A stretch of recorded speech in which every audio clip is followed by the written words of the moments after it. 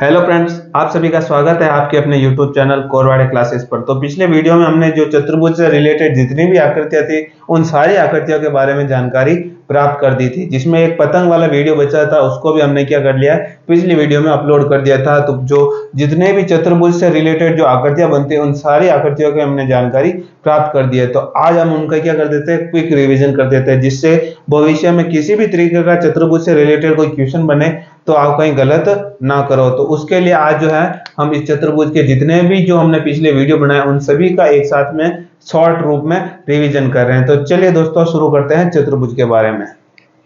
सबसे पहले चतुर्भुज का बारे में हमारे को पढ़ना है भुजाओं की लंबाई। भुजाओं की लंबाई के आधार पर, किसके आधार पर? भुजाओं की लंबाई के आधार पर। भुजाओं की लंबाई के आधार पर क्या होगा? एक तो ऐसे चतुर्भुज, कैसे चतुर्भुज? एक तो ऐसे चतुर्भुज जिसकी चारों भुजाएं बराबर हो, चारों भुजाएं कैसी हो? बराबर हो। और एक ऐसे चतुर्भुज के बारे में हमने पढ़ा था जिसकी आमने सामने की भुजाएं क्या हो? बराबर हो। जिसके आमने सामने की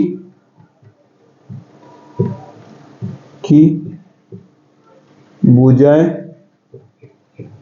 कैसी हो? आमने सामने की भुजाएं कैसी हो? बराबर हो। दो तरीके के चतुर्भुज के बारे में पढ़ा था। तो सबसे पहले आप ये बताइए कि हमने जो पिछले वीडियो में आपने सीखा उसमें ऐसा कौन सा चतुर्भुज है जिसके चारों भुजाएं जो है बराबर होती है? तो ऐसे तो दो चतुर्भुज पढ़े थे हमने, एक तो वर्ग पढ़ा था, वर्ग की जो है चारों भुजाएं बराबर होती है, और एक हमने पढ़ा था सम चतुर्भुज। एक हमने क्या पढ़ा था? सम चतुर्भुज, जिसकी क्या होती है? चारों भुजाएं कैसी होती है? बराबर होती है। जिसकी चारों भुजाएं बराबर होती है, एक तो था वर्ग और एक था सम चतुर्भुज। उसी प्रकार से जिसके आमने सामने की भुजाएं बराबर होती है, ऐसी कौन कौन सी आकृतियां पढ़ी थी जिसके आमने सामने की भुजाएं बराबर होती है? तो एक तो हमने पढ़ा था आयत, आयत के आमने सामने की भुजाएं क्या होती है? बराबर होती है। और एक हमने पढ़ा था समांतर चतुर्भुज। कौन सा पढ़ा था? समांतर चतुर्भुज। समांतर चतुर्भुज की क्या होती है? चारों जो भुजाएं होती है वो क्या होती है? बराबर होती है। समांतर चतुर्भुज और आयत की तो आमने सामने की भुजा बराबर होती है, लेकिन चारों भुजा बराबर किसकी होती है? वर्ग की। और सम चतुर्भुज की जो है चारों भुजाएं बराबर होती है। तो सबसे पहले हमने किसके आधार पर चतुर्भुज को बांट लिया? भुजाओं के आधार पर। किसके आधार पर बांट लिया? चतुर्भुज को भुजाओं के आधार पर बांट लिया कि जिसकी ऐसा कौन सा चतुर्भुज जिसकी भुजाओं की लंबाई, जिसमें चारों भुजाओं की लंबाई बराबर है, तो वर्ग और सम चतुर्भुज होंगे। और ऐसा चतुर्भुज जिसके आमने सामने की भुजा बराबर होगी तो वो कौन कौन से होंगे? एक तो आयत होगा और एक क्या होगा? अपना समांतर चतुर्भुज होगा। तो सबसे पहले हमने बांटा भुजाओं की लंबाई के आधार पर। अब हमारे को देखना है कि विकर्णों की लंबाई के आधार पर। दूसरा हम कौन सा देखेंगे? अब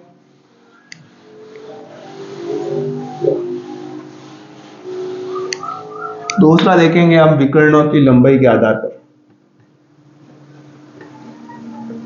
विकर्णों की लंबाई के आधार पर दूसरे प्रकार से देखेंगे। पहला आधार तो हमने लिया था भुजाओं के आधार पर, दूसरा हम देखेंगे अपने विकर्णों की लंबाई के आधार पर।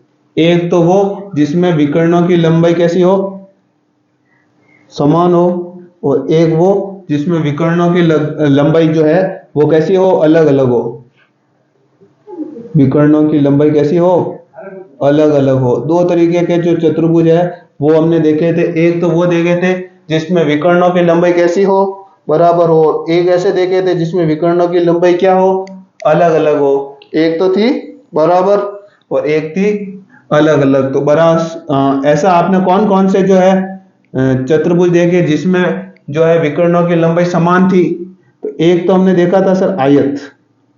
आयत में दोनों विकर्णों की लंबाई कैसी थी? समान थी। और एक हमने क्या देखा था? वर्ग। वर्ग में भी जो है विकर्णों की जो लंबाई थी वो कैसी थी? बराबर थी। और हमने ऐसे कौन से चतुर्भुज देखे जिसमें विकर्णों की लंबाई अलग अलग थी? तो एक तो हमने देखा था सम चतुर्भुज, जिसमें विकर्णों की लंबाइयां कैसी थी? अलग अलग थी। ठीक है। एक तो हमने क्या देखा? सम चतुर्भुज देखा जिसमें विकर्णों की लंबाई अलग अलग थी। और एक हमने देखा समांतर चतुर्भुज। एक हमने क्या देखा था? समांतर चतुर्भुज देखा था जिसमें विकर्णों की लंबाइयां क्या थी? अलग अलग थी। एक तो सम चतुर्भुज, एक समांतर चतुर्भुज जिसमें विकर्ण की लंबाई कैसी थी, अलग अलग थी। और एक हमने देखा था आयत और वर्ग, जिसमें विकर्णों की लंबाई कैसी थी, समान थी। उसके बाद में विकर्णों की लंबाई के आधार पर देख लिया। उसके बाद में हम अब तीसरा देखेंगे,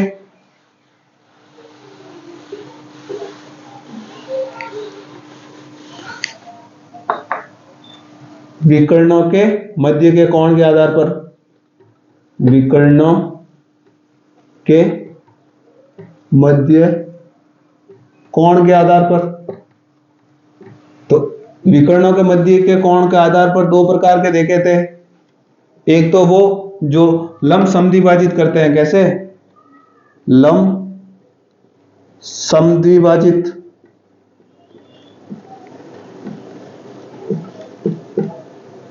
या और क्या कह सकते हैं, जिनके बीच में कोण कैसा बन रहा था, विकर्णों के बीच समकोण बन रहा था, या इसको क्या कर सकते हैं, 90 डिग्री का कोण बन रहा था। और एक कौन से, जिसमें 90 डिग्री का कोण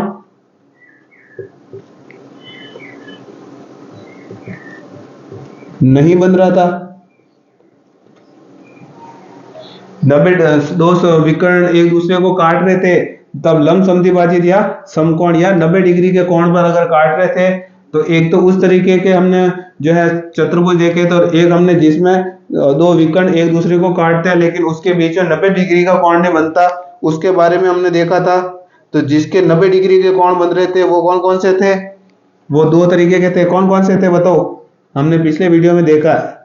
90 डिग्री का कोण किस किस के बीच में बन रहा था, एक तो समचतुर्भुज, समचतुर्भुज के दो विकर्ण एक दूसरे को जब काट रहे थे तो उनके बीच में 90 डिग्री का कोण बन रहा था। और एक कौन था, वर्ग, जब वर्ग के जो विकर्ण एक दूसरे को काट रहे थे तो कितने डिग्री का कोण बन रहा था, 90 डिग्री का कोण बन रहा था। कैसे कोण बन रहा था, 90 डिग्री का कोण बन रहा था। उसी प्रकार से जो 90 डिग्री का कोण कहां कहां नहीं बन रहा था, कौन से चतुर्भुज में, तो एक तो था आयत, आयत में जब विकिरण एक दूसरे को काट रहे थे तो हमारे 90 डिग्री का कोण नहीं बन रहा था। और एक हमारे समांतर चतुर्भुज के विकिरण काट रहे थे, समांतर चतुर्भुज, जब समांतर चतुर्भुज के विकर्ण एक दूसरे को काट रहे थे तब 90 डिग्री का कोण बीच में नहीं बन रहा था। तो एक हमने देख लिया विकर्णों के मध्य कोण के आधार पर, यदि 90 डिग्री बन रहा है तो किस किस में बनेगा 90 डिग्री, समचतुर्भुज में और वर्ग में। और 90 डिग्री का कोण किस किस में नहीं बनेगा, एक तो आयत में और एक समांतर चतुर्भुज में। ठीक है, तो ये हो जाएगा विकर्णों के मध्य कोण के आधार पर। तो ये थे हमने चतुर्भुज के विभिन्न भागों को हमने एक शॉर्ट ट्रिक के रूप में समझ लिया, जिससे इससे रिलेटेड कभी भी कोई क्वेश्चन बने तो वो हमारे कभी भी गलत ना हो।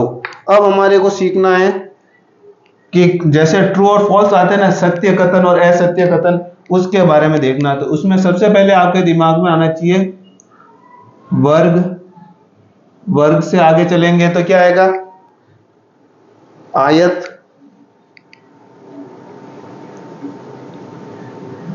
और आयत से आगे बढ़ेंगे तो क्या आएगा, समांतर चतुर्भुज। आगे क्या आ जाएगा, समांतर चतुर्भुज आ जाएगा। तो जैसे ऊपर चढ़ेंगे तो क्या होगा, स्टेटमेंट सत्य होगा कि कोई वर्ग है तो क्या आयत हो सकता है, सत्य कथन है।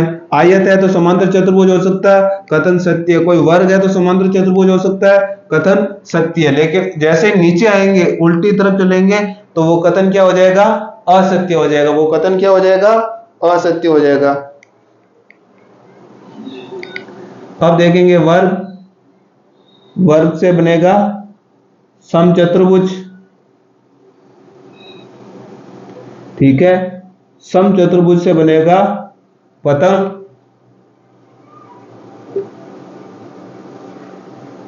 पतंग, और पतंग से बन जाएगी क्या, समांतर चतुर्भुज। तो हम अगर ऊपर चढ़ेंगे, ऊपर अगर नीचे से ऊपर की तरफ कोई स्टेटमेंट पूछा जाता है तो सत्य होगा, ऊपर से अगर नीचे की तरफ कोई भी स्टेटमेंट पूछा जाता है तो क्या हो जाएगा, असत्य हो जाएगा। क्या हो जाएगा, असत्य। यानी नीचे की तरफ कोई भी स्टेटमेंट पूछा जाता है तो असत्य, और ऊपर नीचे से ऊपर की ओर कोई स्टेटमेंट पूछा जाता है तो क्या हो जाएगा, सत्य हो जाएगा। कैसे, वर्ग होगा वो आयत हो सकता है, बिल्कुल हो सकता है। आयत है तो समांतर चतुर्भुज हो सकता है, बिल्कुल हो सकता है। कोई वर्ग है तो वो समांतर चतुर्भुज हो सकता है, बिल्कुल हो सकता है। कोई वर्ग सम चतुर्भुज हो सकता है, बिल्कुल हो सकता है। कोई सम चतुर्भुज है, पतंग हो सकती है, बिल्कुल हो सकती है। पतंग है तो कोई समांतर चतुर्भुज हो सकता है, बिल्कुल हो सकता है। लेकिन ऐसा पूछ लिया जाए कोई समांतर चतुर्भुज है क्या वो पतंग हो सकती है, तो क्या हो जाएगा, कथन असत्य। कोई समांतर चतुर्भुज है वो आयत हो सकता है, यह भी स्टेटमेंट गलत। कोई आयत है कोई वर्ग हो सकता है, आयत कभी भी वर्ग हो सकता है, नहीं हो सकता, स्टेटमेंट गलत। कैसे स्टेटमेंट सही आ रहा है, कैसे गलत आ रहा है, तो ये इसकी डिटेल हमने हमने हमारे जो पिछले वीडियो उसमें हमने सीखी थी। और आपको और जानकारी चाहिए तो इसमें क्या होना चाहिए, चारों भुजा बराबर होनी चाहिए। तो चारों भुजाएं इसमें क्या है, बराबर है क्या, आयत में नहीं है, यानी स्टेटमेंट क्या हो जाएगा, गलत हो जाएगा। लेकिन जैसे ही वो नीचे आएंगे तो स्टेटमेंट क्या हो जाएगा, गलत। और ऊपर जाएंगे तो स्टेटमेंट क्या हो जाएगा, सही हो जाएगा। जैसे जैसे ऊपर बढ़ेंगे स्टेटमेंट सही, नीचे उतरेंगे तो स्टेटमेंट क्या हो जाएगा, गलत हो जाएगा। ठीक है, यहां तक कोई दिक्कत, मिटा देता हूं इसको। अगर आप नोट करना चाहते हैं तो इसको नोट कर सकते हैं।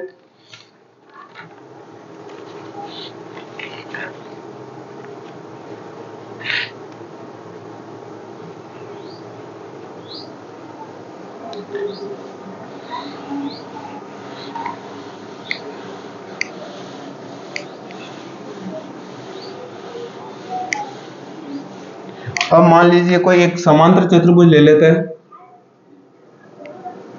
ये क्या है, समांतर चतुर्भुज है।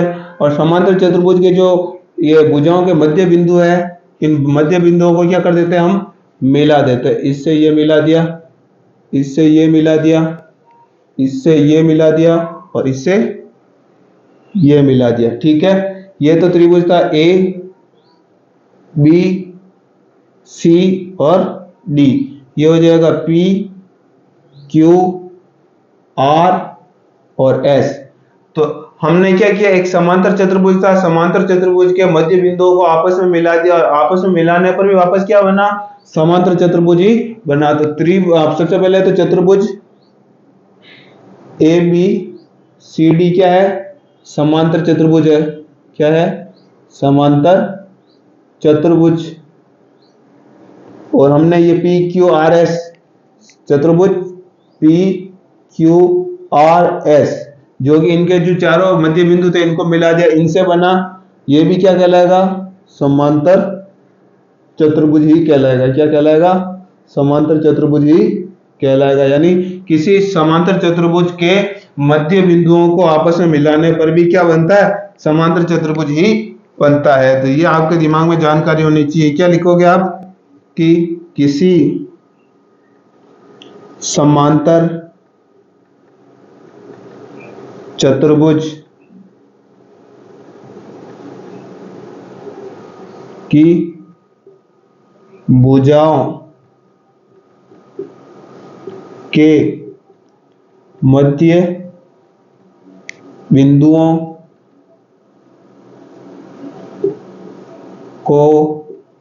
को आपस में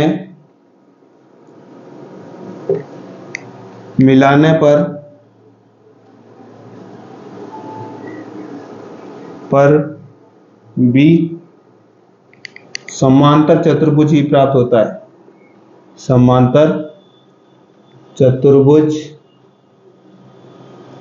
ही प्राप्त होता है। यहां तक कोई दिक्कत है क्या, क्या लिखा हमने, जो हमने ऊपर किया वही लिखा है। यानी कि ये कोई समांतर चतुर्भुज था A B C D, A B C D कोई समांतर चतुर्भुज था। हमने समांतर चतुर्भुज के जो भुजाएं थी, चारों भुजाओं के क्या है, मध्य बिंदुओं को आपस में क्या कर लिया, मिला दिया। इन चारों मध्य बिंदुओं को मिलाने पर भी जो चतुर्भुज बना वो भी कैसा मिला हमारे को, समांतर चतुर्भुज ही मिला। इन चारों बिंदुओं को मिलाने पर भी क्या मिलेगा, हमारे पास में क्या मिला, समांतर चतुर्भुज ही मिला। तो इस तरीके से जो है हम आयत वर्ग सभी के जो है मध्य बिंदुओं को मिलाकर देखेंगे कि हमारे पास में किस तरीके की आकृति मिलती है, किस तरीके का चतुर्भुज हमारे पास में मिलता है। तो इसको मिटा देता हूं, जल्दी से आप नोट कर दीजिए वीडियो को पुश करके।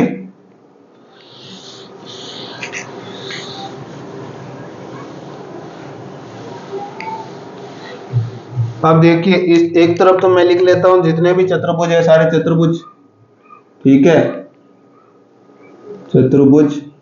और दूसरी तरफ मैं लिखता हूं इनकी सभी की जो चारों भुजाएं, इन भुजाओं के मध्य जो बिंदु है, भुजाओं के मध्य बिंदु को आपस में मिलाने पर, भुजाओं के जो मध्य बिंदु है उनको मिलाने पर, सबसे पहले मैं आकृति लेता हूं, आपके पास में चतुर्भुज लेता हूं, समांतर चतुर्भुज। सबसे पहले जो हमने देखा उसको ले लेता हूं। कौन सा देखा था हमने? समांतर चतुर्भुज। ठीक है, तो हमने जैसे ही समांतर चतुर्भुज के चारों जो मध्य बिंदु हैं, चारों भुजाओं के, यहां लिख लेते हैं, चारों भुजाओं के मध्य बिंदुओं को जब आपस में मिला देते हैं तो किस तरीके की आकृति वापस हमारे को देखने को मिलती है। तो समांतर चतुर्भुज था, हमने उनके चारों बिंदुओं, मध्य बिंदुओं, भुजाओं के जो मध्य बिंदु थे उनको हमने मिला दिया था, हमें कौन सी आकृति मिली? वापस हमें क्या मिल गया? समांतर चतुर्भुज ही मिला। क्या मिला? वापस अगर चारों आकृतियों को जो मध्य बिंदु थे भुजाओं के, उन चारों भुजाओं के मध्य बिंदुओं को मिलाने पर भी वापस हमें क्या मिला? समांतर चतुर्भुज ही मिला। ठीक है, सबसे पहले तो ये हो गया। उसके बाद में दूसरा देखते हैं, यदि मैं समचतुर्भुज के मध्य बिंदुओं को मिला दूं, समचतुर्भुज, तो आपको सबसे पहले क्या बनाना है? समचतुर्भुज बनाना है। और समचतुर्भुज के जितनी भी जो भुजाएं हैं, कितनी भुजा होती है? 4 भुजा होती है, और चारों भुजाओं के जो मध्य बिंदु है उन चारों मध्य बिंदुओं को मिलाने पर हमें कैसी आकृति प्राप्त होगी? हमें एक आयत प्राप्त होगा। क्या प्राप्त होगा? हमें एक आयत प्राप्त होगा। उसके बाद में तीसरी आकृति में ले लेता हूं, आयत। आयत के जो चारों भुजाएं होती है उन चारों भुजाओं के मध्य बिंदुओं को अगर मैं मिलाऊं तो क्या मिलेगा मुझे? समचतुर्भुज मिलेगा। क्या मिलेगा? समचतुर्भुज मिल जाएगा। क्या मिल जाएगा?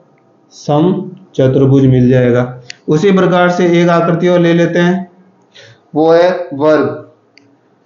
क्या ले लेते हैं? वर्ग। और वर्ग की जो चारों भुजाएं हैं उन चारों भुजाओं के मध्य बिंदुओं को आपस में मिला दोगे तो वापस आपके पास में क्या बनेगा? वर्ग ही बनेगा। वापस वर्ग के, जैसे ये कोई वर्ग है, ठीक है, ये कोई वर्ग है, इसके चारों जो मध्य बिंदु है भुजाओं के, इन चारों भुजाओं के मध्य बिंदुओं को आपस में मिला दोगे तो वापस क्या बनेगा? एक वर्ग ही बनेगा। लेकिन आयत के जो भुजाएं हैं उन भुजाओं के मध्य बिंदुओं को मिला दोगे तो क्या बन जाएगा? समचतुर्भुज बन जाएगा। और समचतुर्भुज कोई है, उसके चारों भुजाओं के मध्य बिंदुओं को मिला दोगे तो क्या बनेगा? आयत बनेगा। समांतर चतुर्भुज है, समांतर चतुर्भुज की चारों भुजाओं को मिला दोगे तो क्या बन जाएगा? समांतर चतुर्भुज ही बनेगा। इससे आपको क्या समझ में आया? आपके दिमाग में यहां से क्या चीज आ गई वो मैं ऊपर लिख लेता हूं। ये पूरा एक बार आप उसको नोट कर देना है। ठीक है, सबसे पहले इसको नोट कर दीजिए पूरे को।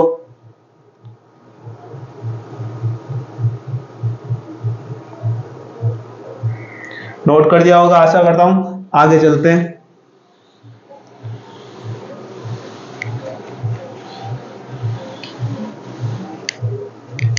यहां से आपको क्या समझ में आया कि एक तो जो समांतर चतुर्भुज होता है, समांतर चतुर्भुज, और एक कौन होता है? वर्ग। ठीक है, समांतर चतुर्भुज और वर्ग है, इसके अगर चारों मध्य बिंदुओं को मिलाएंगे तो वापस वही बनेगा। अगर समांतर चतुर्भुज है तो वापस क्या बन जाएगा?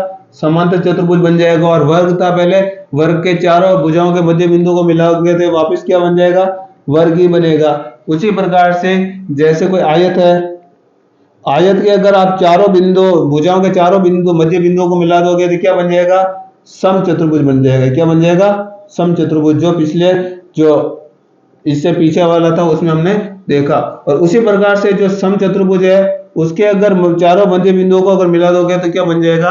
आयत। यानी कौन चेंज होता है? आयत चेंज हो जाता है समचतुर्भुज में, और समचतुर्भुज वापस चेंज हो जाता है किसमें? आयत में। लेकिन समांतर चतुर्भुज है, उसकी भुजाओं के मध्य बिंदुओं को मिलोगे तो वापस चतुर्भुज ही मिलेगा। और वर्ग की जो चारों भुजा है उसके मध्य बिंदुओं को मिला दोगे तो वापस क्या बनेगा? वर्ग। यानी समांतर चतुर्भुज और वर्ग में कोई बदलाव नहीं आता, लेकिन आयत समचतुर्भुज बन जाता है और समचतुर्भुज आयत बन जाता है। तो इस बात की जानकारी आपके दिमाग में होनी चाहिए।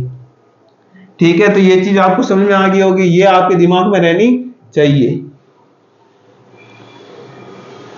चलिए अभी आगे बढ़ते हैं। आगे अब हमारे को देखना है कोणों के आधार पर देखना है। कोणों को क्या करना है, हमारे को समद्विभाजन करना है। क्या करना है, कोणों का समद्विभाजन।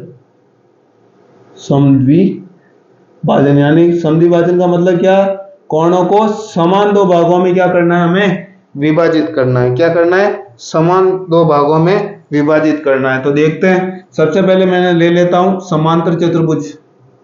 क्या ले लेता हूं, समांतर चतुर्भुज। मैंने क्या ले लिया, समांतर चतुर्भुज ले लिया। तो ये है आपका समांतर चतुर्भुज। ठीक है, ये क्या है आपका समांतर चतुर्भुज। इसका एक कोण ये होगा, एक कोण ये होगा, एक कोण ये होगा, एक कोण ये होगा। तो हमारे को क्या करना है, इस कोणों का समद्विभाजन। समद्विभाजन का मतलब इस कोण को समान दो भागों में विभाजित करना। तो एक भाग तो ये हो जाएगा, ये दो भाग इसके, इस कोण के दो भाग हो गए यानी समान दो भागों में। उसी प्रकार से ये हो जाएगा।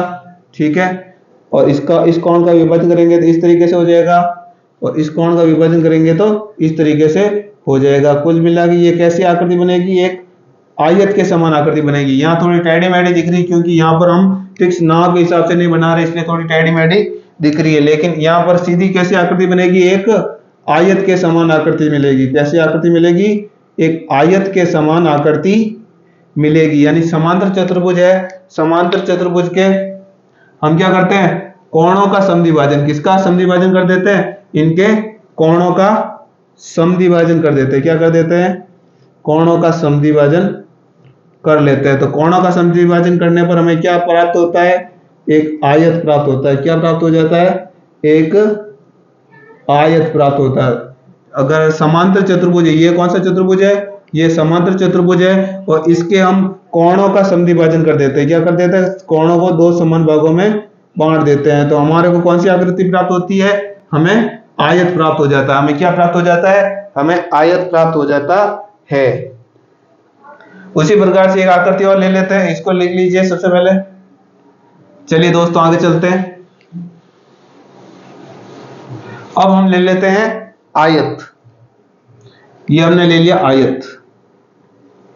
अब आयत के क्या करना है, कोणों का समद्विभाजन करना है। क्या करना है, सबसे पहले आयत ले लिया, ये आयत हो गया।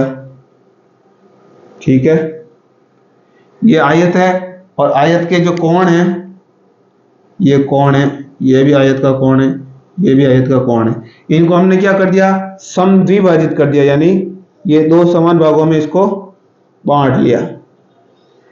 ठीक है, और यहां से ये हो जाएगा। तो ये क्या बन जाता है, आयत है। आयत के कोणों का अगर समद्विभाजन करते हैं, कोणों का समद्विभाजन करते हैं तो क्या बनता है, एक वर्ग बनता है। क्या बनता है, वर्ग। यानी आयत है, आयत के कोणों का समद्विभाजन करेंगे तो क्या बनेगा हमारे पास में, वर्ग बन जाएगा। कोणों का समद्विभाजन करने से क्या हो जाएगा, आयत के कोणों का समद्विभाजन करेंगे तो क्या बन जाएगा, वर्ग बन जाएगा। क्या बन जाएगा, वर्ग बन जाएगा। तो ठीक है दोस्तों, आज के वीडियो में इतना ही। कल फिर मिलेंगे किसी नए वीडियो के साथ, तब तक के लिए धन्यवाद।